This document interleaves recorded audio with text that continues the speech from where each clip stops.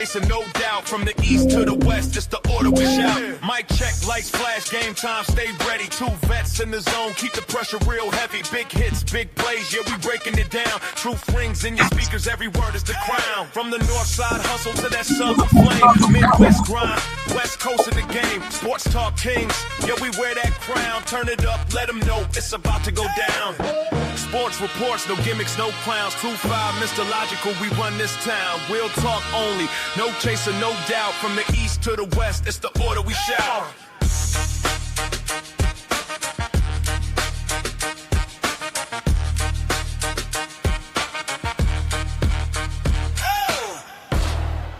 It's about to go down. Hey.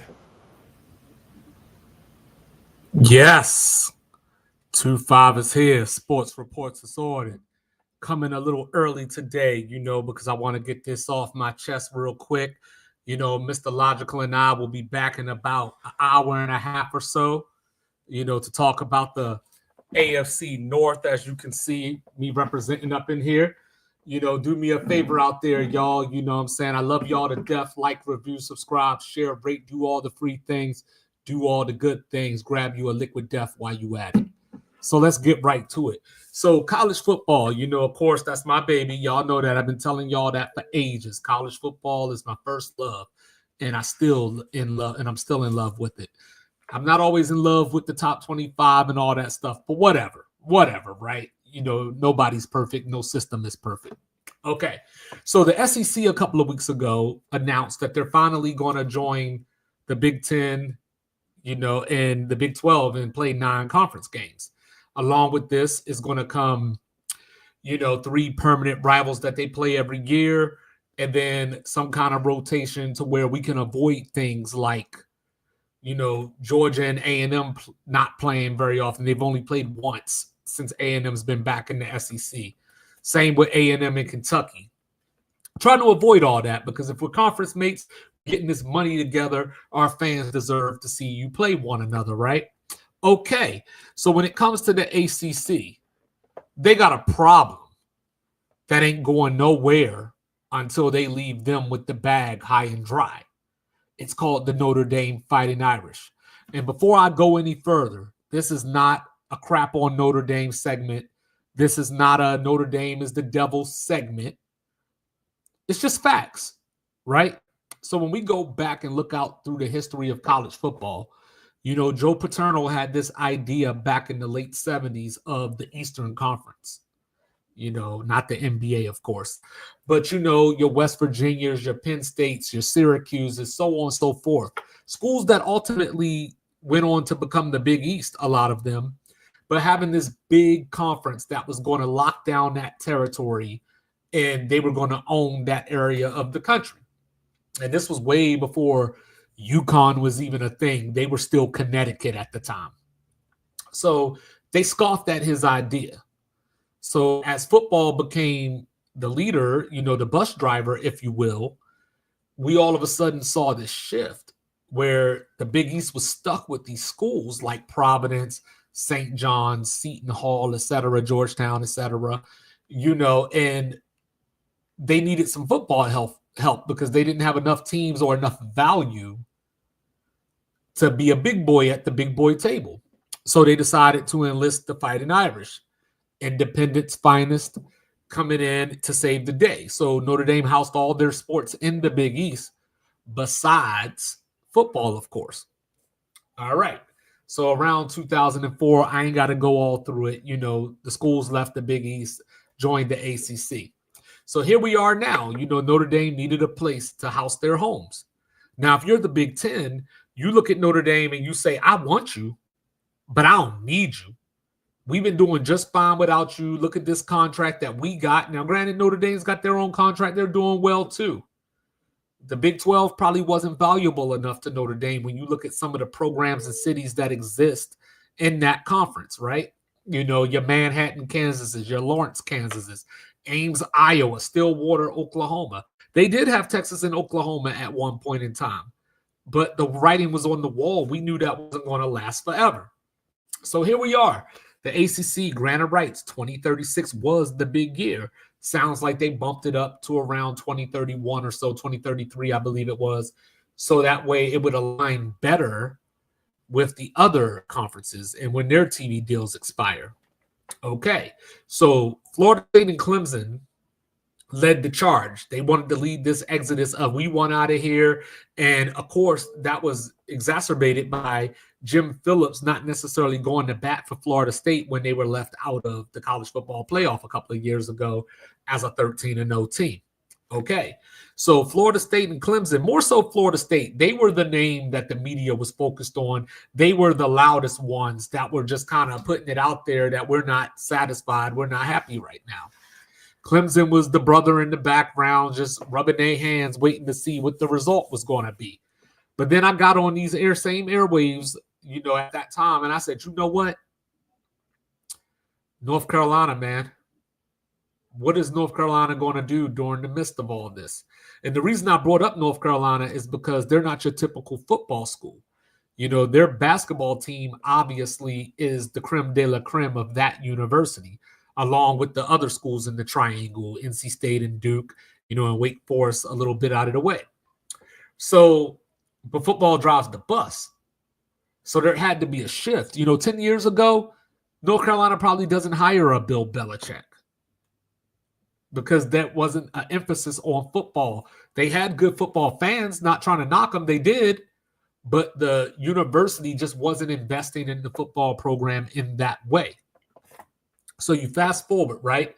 You get Stanford and Cal, the snobby uncles that come through thinking that they know everything, thinking that they're better than you, treating everybody like crap in their way, your Fresno States, your San Jose States, so on and so forth. So they come into the ACC, and I like to call it the All-Coast Conference. So here they are now. Stanford has their relationship with Notre Dame that we know about.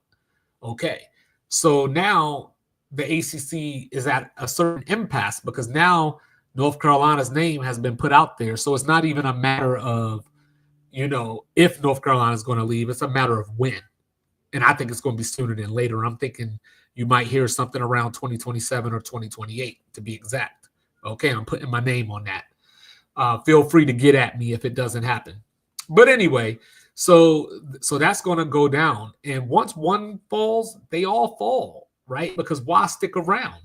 If you're a Virginia, you're marketable out there, even though your football program isn't necessarily great by any means.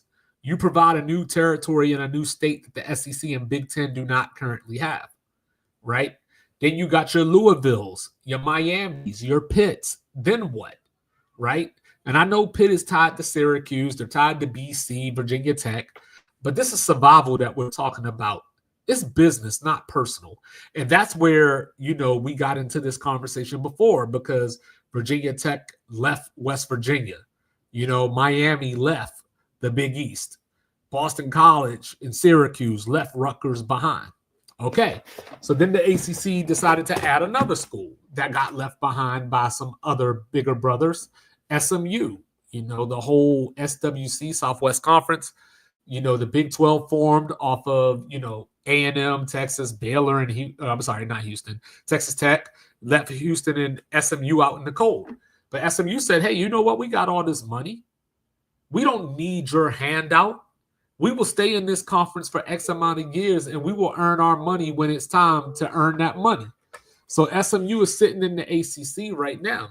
And I'm sure Cal and Stanford, their snobby selves, aren't happy about that. So as schools start to leave the ACC, you wonder, could the ACC make a preemptive move? So by going to 9 conference games, all you have to do is do a little math. There's 17 teams in the conference. There ain't 9 conference games happening. So Notre Dame is out here playing 5 ACC games a year, and that's going to change to be they're going to play the big name brands, the Miamis, the Florida States, the Clemsons.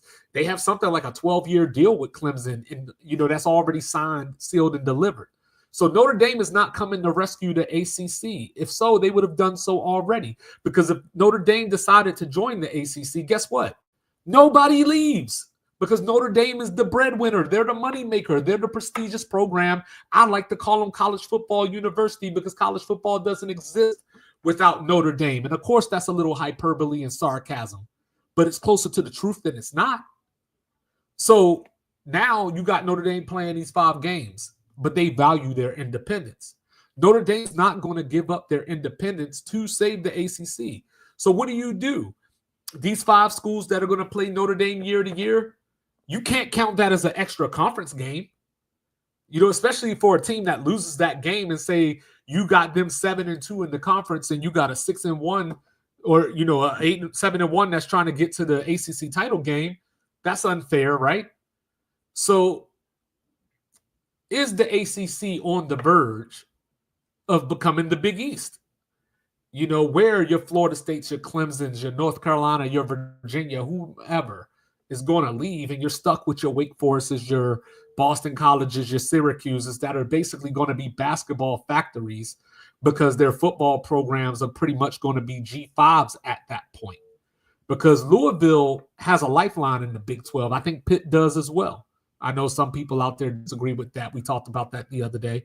But I was trying to think, like, if the ACC wanted to make a proactive move, there has to be some schools out there that can fill this void, right? The short answer is no. So I was looking at this. You know, West Virginia lines up geographically. You know, they fill that void that Maryland used to fill. But you already kind of got that market with Pitt. And what does West Virginia really provide you of value? They're a solid football program, always has been, but they're not moving anybody's needle. I already said Notre Dame's not coming. So you got Stanford and Cal out here on the Pacific timeline. Oregon State and Washington State? No. To a lesser degree, UNLV. At least they bring a new market somewhere that people want to go, a tourist attraction. San Diego State? No. Cal would laugh you out the room if they had to share a conference with either one of those schools. So that's first and foremost. So Memphis, you know, I've been a big proponent of Memphis since Sports Reports Disordered existed. One of my very first videos was, why is the Power 5 shutting out Memphis? And we just saw about, a month and a half ago, Memphis came to the Big 12 with a $200 million bag, said, hey, we got FedEx right here, baby. Let us in. You don't even got to pay us. And if you're not satisfied with what we deliver by 2031, kick us out. And the Big 12 still said no. So Memphis is still sitting there with that bag of money. Now, is that attractive to Florida State? Is that attractive to Clemson?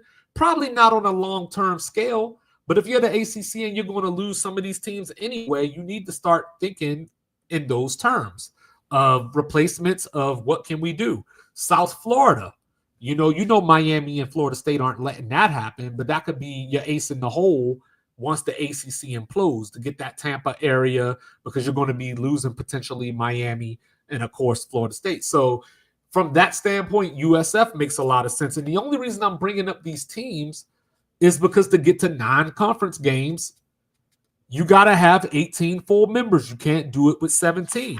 Notre Dame is not playing along.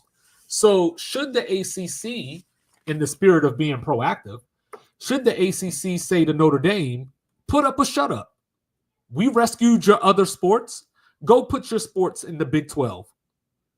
Because I don't know if the Big 10 is going to do it without football.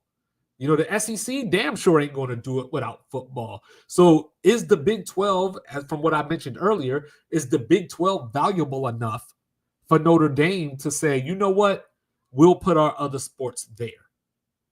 Because Notre Dame is the key to this whole thing. If they were to join the ACC would flourish for years to come. But the only thing that's going to force Notre Dame to join the conference is necessity. And that necessity hasn't happened yet, because we have this playoff system, right, where they can still get a first round bye. They don't have to worry about conference championship games. Yeah, the media might make some noise and say it's unfair that the SEC champion had to play an extra game. That's not Notre Dame's problem.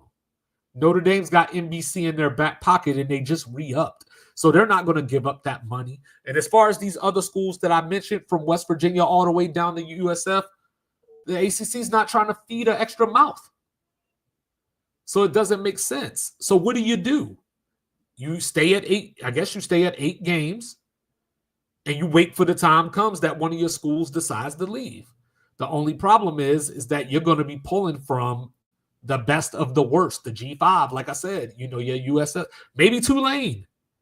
Because if I'm West Virginia, even if I wanted to be with Virginia Tech and Virginia and those regions, right, the backyard brawl, playing Syracuse again, even if I wanted to do that, why would I leave something stable to go there where all these teams are going to be trying to claw their way out of the conference the first time somebody makes a move? Just something to think about, food for thought. But hey, me and Mr. Logical will be back here in about an hour and a half. AFC North preview. Can Lamar Jackson actually get over the hump this year? We're going to talk about that and much more on Sports Reports as Ordered. Like, review, subscribe, share, rate, do all the free things, do all the good things, and make sure you got a liquid death in your hand. Love y'all so much. Peace. Hustle to that southern flame, Midwest grind, West Coast of the game, sports talk kings. Yeah, we wear that crown.